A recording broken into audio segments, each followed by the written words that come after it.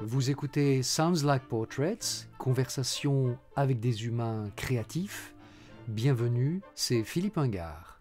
N'oubliez pas de vous abonner sur iTunes, Spotify, Stitcher ou Google Podcast. Sounds Like Portraits est également disponible sur frenchmorning.com. Et si vous aimez ce podcast, n'oubliez pas de laisser vos 5 étoiles sur iTunes et à mettre votre commentaire. Merci. Depuis que la pandémie de Covid-19 s'est propagée, des dizaines de milliers de personnes sont mortes, des centaines de milliers sont infectés par le virus, des millions ont perdu leur emploi et à ce jour, près de 4 milliards de personnes sur la Terre sont confinées. Pour nous tous, ce virus suscite des angoisses et des questions. Cette série d'épisodes spéciaux de Sounds Like Portraits est destinée à mieux comprendre cette pandémie pour s'en protéger plus efficacement. Pour cela, je vais interroger Jérémy Gok, docteur en immunologie de Paris-Sorbonne Université et chercheur en immunologie dans un laboratoire universitaire de la Ivy League, ici à New York. Pourquoi le SRAS-CoV-2 infecte-t-il les humains ? C'est le titre et la question de ce premier épisode où on va s'intéresser à ce que c'est qu'un virus, à l'origine de ce nouveau coronavirus et aux moyens de s'en protéger efficacement dans la vie courante. Bonjour Jérémy, nous nous sommes rencontrés il y a quelques semaines et je t'ai déjà consacré un épisode dans Sounds Like Portraits à propos de ta créativité de chercheur. Alors pour commencer, essayons d'imaginer à quoi ressemble ce nouveau coronavirus. Quelle tête il a ce virus ? Il a un profil qui est assez spécifique, qu'on connaît très bien. C'est un petit cercle, on va dire, avec plein d'épines autour. Ce qui lui donne un peu une forme de couronne. C'est pour ça qu'il appartient à la famille des coronavirus. Corona en latin veut dire couronne. Et donc c'est pour ça qu'on entend beaucoup parler de ce nouveau coronavirus. La première fois qu'on a observé un coronavirus au microscope, en fait, on s'est vraiment rendu compte qu'il y avait cette forme extrêmement spécifique d'un petit cercle en couronne. Il est très petit. Évidemment aussi, comme tous les virus, il mesure que quelques nanomètres. Donc pour donner un ordre de grandeur aux gens, vous prenez 1 millimètre, vous coupez ce millimètre en 1000 tranches égales, vous prenez une seule de ces tranches, vous avez ce qu'on appelle un micromètre, donc 1 millième de millimètre. Eh bien, le coronavirus, il fait 100 nanomètres à peu près, 125 nanomètres, c'est-à-dire que vous prenez un de 6 micromètres, vous le coupez encore une fois en 100, et là, vous avez à peu près la taille de ce nouveau coronavirus. C'est assez fascinant de se dire qu'avec une si petite dimension, il crée des chamboulements dans le monde entier. Oui, c'est la capacité d'un organisme invisible à l'œil nu, totalement microscopique, à avoir des effets macroscopiques et systémiques dans l'organisation humaine absolument hallucinants. Et ça peut peut-être nous donner une petite leçon d'humilité sur la biologie aussi et sur à quel point des tout petits organismes peuvent complètement chambouler toute notre manière de fonctionner, notre manière de vivre. Alors tu viens de parler de la couronne qui caractérise le coronavirus. Quel est le nom précis du virus dont nous sommes en train de vivre les conséquences actuellement ? Ouais, ça c'est une bonne question en l'occurrence parce que il y a beaucoup d'inexactitudes là-dessus. Alors en fait on va faire un peu de sémantique. Coronavirus, c'est pas le virus en lui-même, c'est la famille de virus. Les êtres humains aiment bien classifier les choses, on classifie à peu près tout, et particulièrement dans le vivant, et donc on a fait ça avec les virus. On les a organisés par genre, par famille, par grande famille, petite famille, sous-type de famille, espèce, etc. Coronavirus, c'est donc le nom de la famille, ça comprend plein de types de virus différents qui ont cette morphologie un peu particulière en forme de couronne. C'est des virus qui peuvent infecter des types d'animaux différents, dont l'homme. On en connaît actuellement 7 en comprenant ce nouveau virus qui vient d'apparaître, qui peuvent contaminer les êtres humains. Il y en a plein d'autres qui peuvent contaminer plein d'autres espèces animales, notamment les chauves-souris, alors peut-être le pangolin, peut-être la civette, d'autres choses comme ça.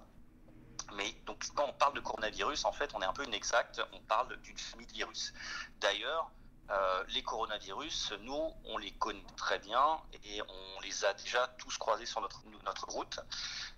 Quand tu fais un petit rhume ou quand tu as un syndrome grippal, il y a de bonnes chances que ce soit dû à une infection par un coronavirus qui se balade couramment dans notre environnement. Donc le virus qui nous fait tant souffrir en ce moment, c'est un virus dont on connaît la famille au fond. Exactement. Donc c'est ce nouveau virus qui vient d'émerger, c'est un coronavirus, qui est donc une famille de virus qu'on connaît très bien. Et ce nouveau virus a un nom particulier qu'on lui a donné il y a quelques mois, qui s'appelle, on va dire en français, le SARS-CoV-2. SARS qui est lié en fait à la pathologie qu'il peut induire, c'est-à-dire un syndrome aigu respiratoire sévère, des détresses respiratoires. CoV, c'est l'abréviation pour coronavirus. Et 2, parce que c'est le second virus qui présente ces caractéristiques. On en connaissait déjà un, dont on a d'ailleurs déjà entendu parler, qui était apparu entre 2003 et 2004, et qui s'appelait à l'époque le SARS-CoV, qui est devenu le SARS-CoV-1, et qui avait à peu près les mêmes caractéristiques. En termes de pathologie, il induisait aussi des détresses respiratoires chez les patients. Et donc, de par les similarités entre ces deux virus, on a décidé d'appeler ce second virus le SARS-CoV-2. Donc, quand on parle de ce nouveau virus, il faut employer le mot SARS-CoV-2 normalement. Quand on parle de la famille de ce virus, on parle des coronavirus.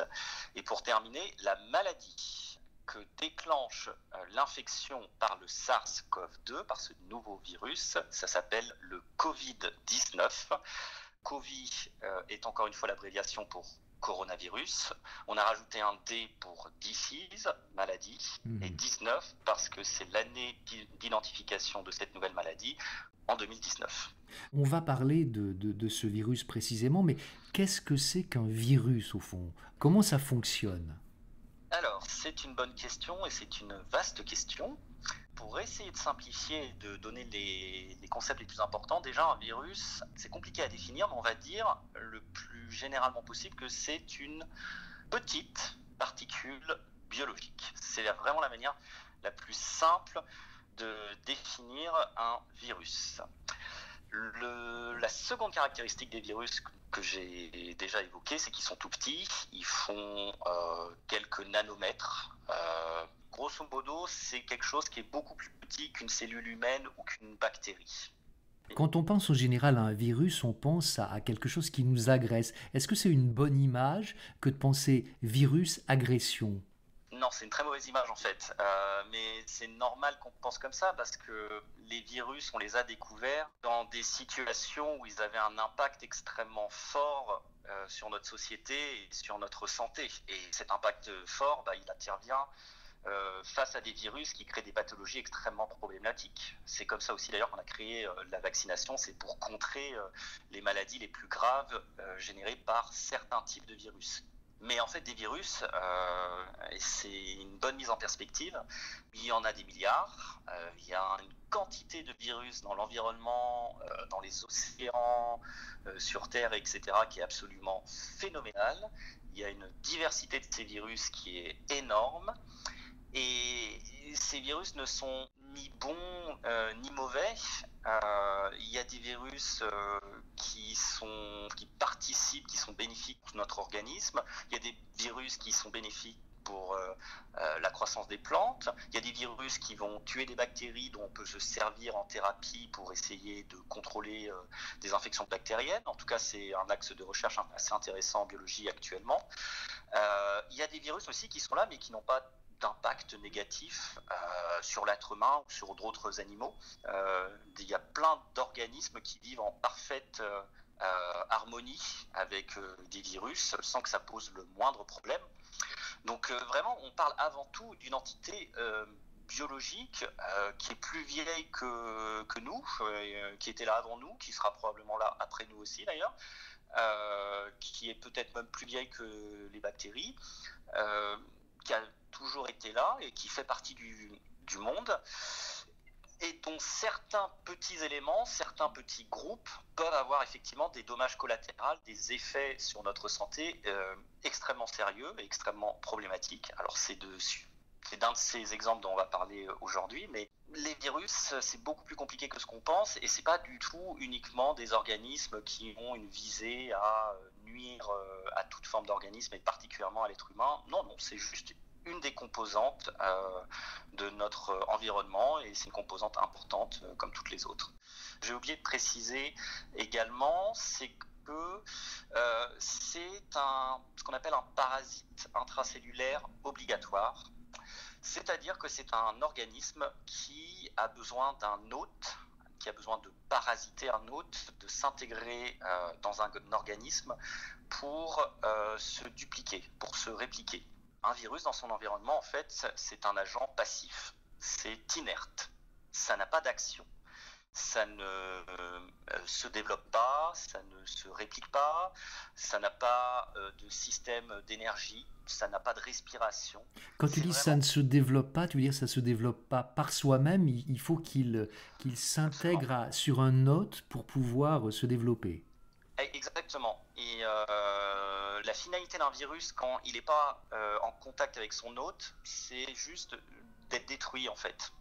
Ça a une durée de vie limitée et c'est pas fait pour rester très longtemps dans l'environnement. C'est vraiment quelque chose d'assez particulier parce que c'est un être qui est un peu hybride entre le minéral et le biologique. Un virus qui est dans l'environnement comme ça, qui est déposé sur une surface, etc., il va pas bouger, il va pas se déplacer, il va rester un certain temps parce qu'il a une certaine durée de vie, mais à terme, il va forcément finir par être détruit. Donc ça n'a vraiment absolument qu'une action, c'est complètement inerte. Mais quel est le but d'un virus qui pirate un organisme qu'il va faire mourir? Pourquoi ça? C'est une question super intéressante, mais qu'il faut un peu modérer. Déjà, on a tendance à toujours avoir une vision un peu anthropomorphique et anthropocentrée des choses. Oui, c'est vrai. Quel est le but d'un virus? C'est un peu nous, notre vision d'humain.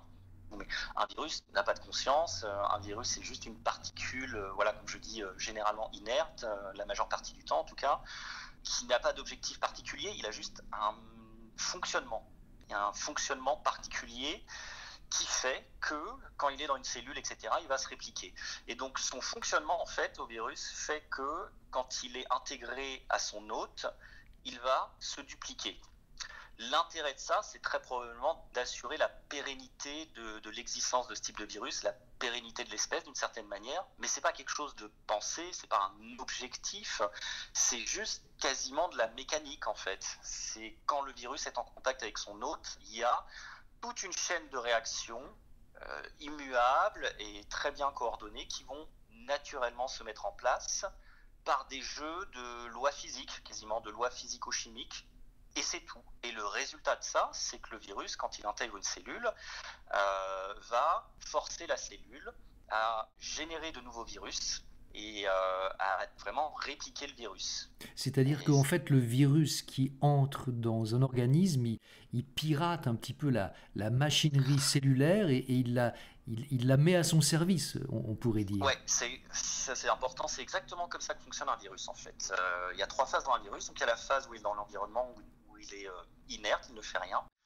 Par le jeu d'un hôte, etc. Par exemple, si on a du coronavirus sur les mains, etc., qu'on les porte à notre bouche, etc., et que ça permet d'atteindre notre gorge, nos poumons, eh bien, le virus va pouvoir être en contact avec son hôte et avec notamment un type de cellule avec laquelle il peut interagir.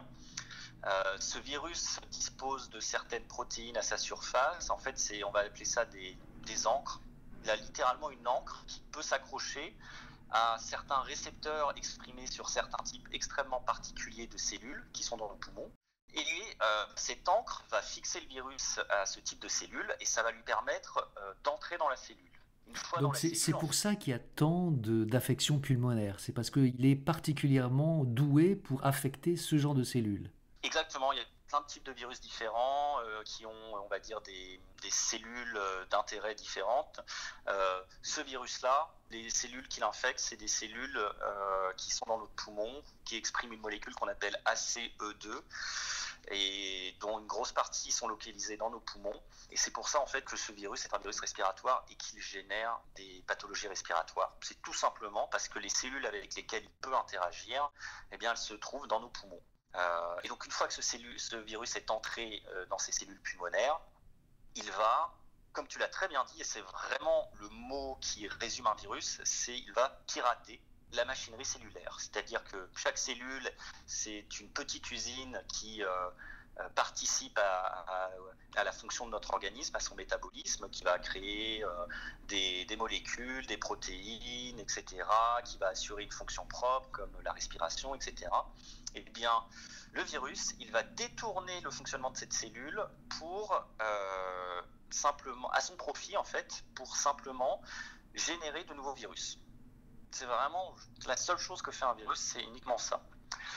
Pourquoi ça devient problématique ? Déjà parce qu'en générant de nouveaux virus, eh bien, on amplifie l'infection et ces nouveaux virus vont bourgeonner une fois qu'ils ont été créés à la surface de la cellule, ils vont être relâchés dans notre organisme et ils vont pouvoir aller contaminer de nouvelles cellules et c'est comme ça que l'infection commence. C'est aussi problématique parce que, évidemment, les cellules sont détournées de leur activité normale et elles ne sont pas conçues pour ça. Donc, souvent, une cellule infectée, sa finalité, ça va être tout simplement de mourir parce qu'elle ne va pas être capable de soutenir cette activité très longtemps. Donc, si je comprends bien, quand le virus s'attaque à une cellule du corps humain, par exemple, c'est cette cellule qui lui sert de carburant pour se développer. Sans elle, il ne pourrait pas se développer. Absolument, c'est absolument ça, c'est son hôte, et c'est pour ça qu'on dit qu'un virus est un parasite obligatoire, c'est-à-dire que sans hôte, sans contact avec sa cellule spécifique, le virus ne peut rien faire, et il ne fait rien d'ailleurs. Je dis, il est inerte tant qu'il n'a pas intégré sa cellule d'intérêt. Un virus ne fait mais vraiment absolument rien. Ce n'est pas comme une bactérie par exemple qui, elle, est un vrai organisme vivant qui est capable de respirer, qui peut être capable de se dupliquer ou de se reproduire, qui des fois peut être capable de se déplacer. Un virus n'a aucune de ces fonctions.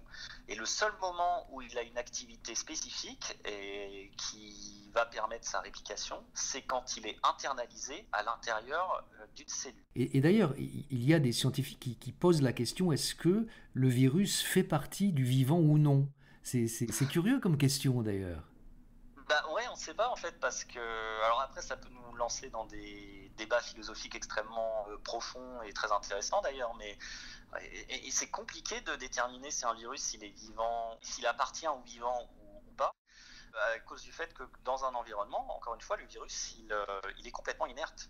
C'est pas, il faut pas avoir cette vision de quelque chose, vous voyez, qui cherche à vous contaminer, etc. C'est vraiment quelque chose totalement inerte, qui est complètement dépendant de nos actions à nous. On entend souvent dire, par exemple, que le virus se dissémine dans la population. Ce n'est pas du tout le cas. Le virus, il fait rien du tout. Il en est complètement incapable. Il est totalement inerte, le virus. C'est la population, et c'est particulièrement les porteurs de ce virus, qui le disséminent et qui le transmettent à d'autres personnes dans la population. C'est vraiment important, c'est vraiment très très important de le dire comme ça parce que ça clarifie beaucoup la nécessité de tous les gestes barrières et de toutes les protections qu'on prend en ce moment.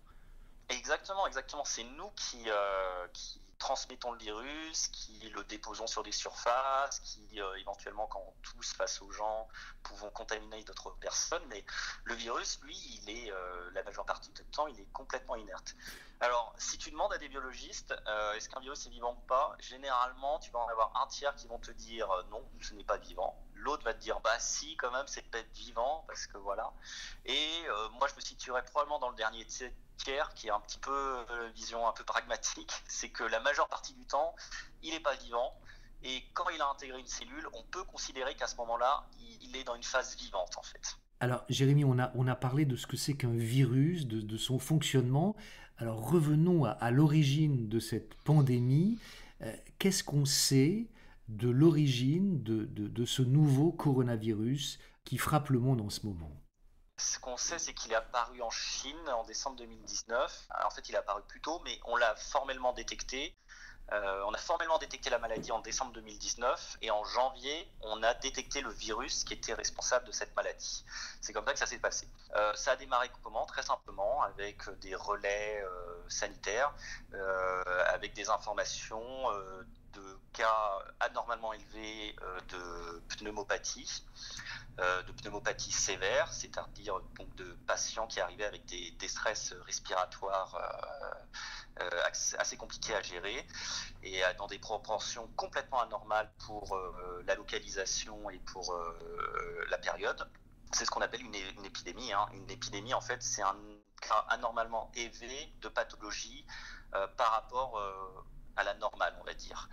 Et donc là, on a compris qu'il y avait un début d'épidémie et on a identifié en fait que c'était la maladie Covid-19 et que c'était dû au à un nouveau type de virus qui s'appelle le SARS-CoV-2. Et c'est comme ça que toute cette histoire a commencé. Mais quelle est l'origine, en tout cas, quelle est l'hypothèse de l'origine du virus? Comment est-ce qu'il est apparu au fond? Alors ça, c'est du classique. C'est quelque chose qui est vieux comme le monde d'ailleurs. Les virus appartiennent à certaines espèces, comme je t'ai dit. Ils ont des récepteurs sur leur membrane et ils sont capables d'interagir avec certains types de récepteurs exprimés sur des cellules, ce qui fait qu'ils vont être capables de rentrer dans certains types cellulaires et pas dans d'autres. Par exemple, tu vas avoir un virus qui va être sur un récepteur donné et ce récepteur donné n'est exprimé que dans tes intestins des êtres humains. C'est un virus qui va être spécifique de l'homme. Tu vas avoir un autre virus qui va être sur des récepteurs du poumon, on va dire, qui peut être exprimé chez l'homme, chez la chauve-souris et chez le chat, par exemple. Et bien, ce virus va pouvoir infecter ces trois personnes. Enfin, ces trois types Ces trois catégories d'êtres. Ces trois catégories d'êtres, voilà. C'est ça les virus. Et donc il y a plein de possibilités comme ça. Alors le plus souvent, je pense que c'est quand même spécifique d'une seule espèce. Ce qui peut se passer, c'est qu'un virus, par un jeu de mutation, par un jeu d'adaptation, qui sont totalement dus au hasard, peut passer d'une espèce à une autre. C'est exactement ce qui s'est passé avec ce virus, mais ce n'est pas nouveau. Ça s'est passé de nombreuses autres fois dans l'histoire de l'humanité. Ça a été responsable de nombreuses épidémies, voire pandémies. Et c'est ce qu'on appelle en fait des maladies émergentes. Une maladie émergente, c'est une maladie qui est due au passage d'une entité pathologique d'une espèce à d'une autre. Et ce passage fait qu'une nouvelle maladie apparaît chez la nouvelle espèce. Et pour ce virus-là, on a extrêmement bien identifié le mécanisme parce qu'il n'est pas nouveau. Les coronavirus, on sait qu'il y en a un certain nombre chez la chauve-souris, qui était l'hôte d'origine de ce nouveau virus. On sait que chez la chauve-souris, ils vivent plutôt bien avec une bonne harmonie, en fait. C'est-à-dire qu'ils ne créent pas de pathologie. La chauve-souris porte des virus, ça ne déclenche pas de dommages collatéraux pour la chauve-souris. Ce qui se passe souvent, c'est que pour des raisons X ou Y, la chauve-souris peut infecter un hôte intermédiaire. Alors en l'occurrence, on a des suspicions sur le fourmilier ou le pangolin pour le SARS-CoV-2. Et la contamination de cet hôte intermédiaire va faire qu'il va y avoir potentiellement une explosion du virus chez cet hôte parce que cet hôte-là n'est pas habitué. Il n'est pas adapté en fait à vivre en harmonie avec ce type de virus. Et c'est ce qui peut déclencher des dommages collatéraux, une infection, une pathologie grave, etc. On pense que c'est ce qui s'est passé potentiellement avec le pangolin. On n'est pas totalement sûr que ce soit le pangolin, c'est peut-être autre chose, mais on pense que c'est ce qui s'est passé. Je fais une petite parenthèse, mais c'est assez extraordinaire d'avoir toute cette réflexion alors que le début de cette pandémie date de quelques mois, de décembre 2019, et on a déjà toute cette information, toute cette réflexion. Oui, ça c'est assez extraordinaire, mais parce que la recherche sur cette problématique de santé, elle fonctionne à une allure absolument incroyable actuellement, qu'il y a vraiment une collaboration et une vitesse de recherche et d'accumulation de connaissances qui est quasiment sans égal dans l'histoire de la médecine, je trouve. Et aussi parce qu'à notre époque, on dispose de moyens absolument phénoménaux pour comprendre les choses et notamment pour tracer et retrouver l'origine d'un virus. C'est grosso modo dû à l'essor de l'informatique et de la bioinformatique. On est capable actuellement vraiment de séquencer des génomes de virus, d'en séquencer des milliers différents, d'aligner ces génomes pour voir lesquels sont les plus proches les uns des autres et de faire des historiques d'évolution des virus dans le monde. Et c'est exactement ce qu'on a fait avec ce virus-là. En fait, on a des milliers de génomes de virus qui ont été séquencés dans la population, chez les chauves-souris, chez les pangolins et tout. Et c'est comme ça qu'on est arrivé à l'hypothèse de la chauve-souris. C'est pas nouveau d'ailleurs, hein. Y a déjà eu 2 épidémies de coronavirus qui sont passées de l'animal à l'homme par le passé, en 2003 et en 2012-2013 il me semble. Et les 2 dernières fois, c'était aussi un passage de la chauve-souris vers l'homme. Donc ce qu'on peut dire, c'est que l'infection est extrêmement virulente par le SARS-CoV-2 parce que le corps humain n'est pas adapté, n'est pas habitué à cette infection. C'est une des explications. La première explication, c'est les caractéristiques du virus qu'on ne maîtrise pas. Ce virus, il aurait pu potentiellement être bénin, il aurait pu être encore plus grave et créer des infections encore plus dramatiques. C'est un peu la loterie, ça. Tu ne sais pas sur quel virus tu vas tomber. Ensuite, effectivement, comme la population humaine n'a jamais rencontré ce virus par le passé, on dit qu'elle est immunologiquement naïve. C'est-à-dire que notre système immunitaire, dans l'ensemble de la population, n'a jamais rencontré ce virus, donc n'a pas développé de défense particulière pour contrer ce virus, et ça veut dire qu'on est tous susceptibles de l'attraper. Et c'est ça l'un des problèmes majeurs de cette maladie, et c'est ça l'un des problèmes majeurs quand il y a ce qu'on appelle un passage de la barrière d'espèce, donc un virus qui passe d'une espèce à d'une autre, c'est que potentiellement il peut infecter très rapidement une très large population parce que nos défenses immunitaires n'ont pas été éduquées pour faire face à ce virus. C'est pas par exemple comme la grippe, ou comme certains types de rhume ou d'autres pathologies qu'on a, la varicelle par exemple, qu'on n'a qu'une fois dans notre vie. Là, c'est un peu comme si tu mettais la varicelle dans la population, sachant que personne ne l'a jamais eu. Tout le monde risque de l'attraper très très vite et très rapidement. Et si la pathologie associée à l'infection virale est problématique, ce qui est le cas de ce virus évidemment, ça peut poser des problèmes sanitaires et d'organisation de système de santé extrêmement complexes. Et c'est vraiment le défi qu'on rencontre avec ce virus en fait. C'est qu'on a vraiment quelque chose qui peut potentiellement contaminer la majorité de l'humanité et peut envoyer une faible proportion de l'humanité à l'hôpital dans des services assez lourds qui demandent une grosse présence humaine et une grosse expertise, notamment les services de réanimation. Et ça, c'est quasiment inédit dans l'histoire de la médecine récente. Si on fait une comparaison avec la grippe espagnole il y a exactement un siècle, est-ce que ce virus est plus dangereux que celui de la grippe espagnole ? Voilà, alors ça c'est souvent la question qu'on me pose parce que la grippe espagnole, on considère que c'est la dernière très grosse pandémie vraiment catastrophique qui a eu lieu. En Europe, il y a eu entre, il me semble, en gros, grosso modo 25 et 50 millions de morts. C'est difficile de comparer très honnêtement parce que les médecines sont différentes, le contexte est radicalement différent. On était au sortir de la guerre, il y avait des notions d'hygiène, et il y avait une population qui était extrêmement fatiguée. Donc vraiment c'est difficile à comparer. Ce qui est comparable, c'est que c'est un virus qui est apparu chez une population naïve qui ne le connaissait pas.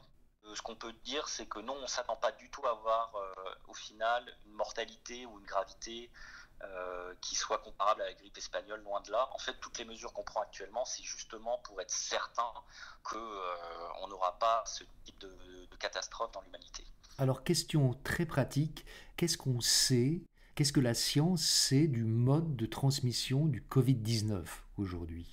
Très classiquement, comme tous les virus respiratoires, il se transmet par contact avec nos voies respiratoires, principalement la bouche, le nez. Il peut aussi rentrer en contact avec les yeux éventuellement. Et comment se fait cette transmission ? Le plus classiquement, c'est si on te tousse dessus ou si on éternue. Quand tu fais ça, tu envoies des milliers de virus dans ton environnement. et c'est comme ça que l'infection peut se générer. Il y a un deuxième mode de contamination qui est extrêmement important, c'est le mode de contamination digitale. Si par exemple tu tousses dans ta main, ou si tu touches une surface qui a été contaminée, etc., tu as du virus sur les mains. Et il suffit que tu portes ta main à ta bouche ou sur le visage de ton enfant ou des choses comme ça pour potentiellement aussi le contaminer. C'est un mode de contamination qui est vachement sous-estimé, donc il faut vraiment le rappeler à chaque fois.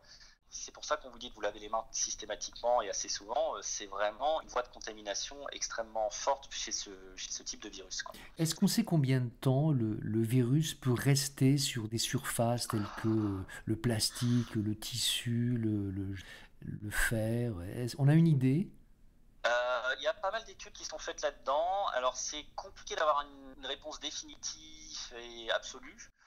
Disons qu'en gros, on sait que les deux surfaces sur lesquelles il tient le plus longtemps, c'est l'acier et le plastique. Ça, c'est à peu près clair.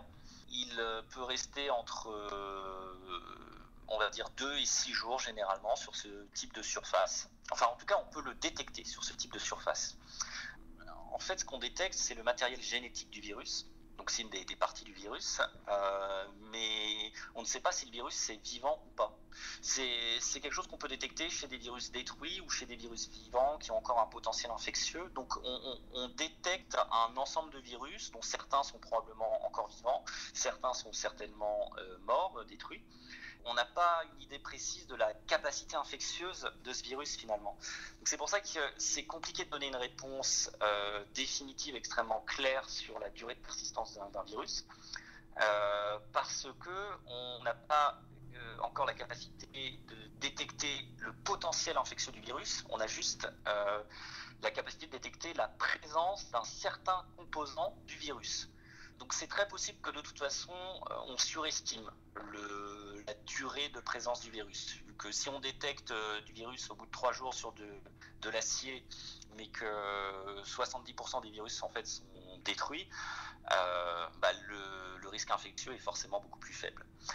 L'autre notion à avoir en conscience, c'est que un virus tout seul, généralement, n'infecte pas. En fait, c'est quand on est en contact avec un certain nombre de virus, avec ce qu'on appelle une certaine charge virale, que les risques de contamination augmentent. Donc c'est l'idée qu'il faut une certaine densité de virus pour pouvoir infecter. Absolument. Et donc, c'est pour ça aussi qu'il faut toujours avoir cette notion et peut-être ne pas être vigilant en fait, mais ne pas non plus s'angoisser outre mesure. Et c'est rassurant d'entendre ça. Mais oui, parce que peut-être qu'on a tous un peu l'impression de se dire ah mais s'il y a un virus qui traîne quelque part et tout, je vais forcément l'attraper. Non, c'est plus compliqué que ça en fait. C'est est-ce que dans ma pratique courante de tous les jours et tout, etc., j'applique des gestes barrières, c'est vraiment pour ça qu'on leur donne ce nom-là, qui vont permettre de minimiser la densité de virus avec laquelle je vais être en contact quotidiennement. C'est vraiment ça, tout simplement.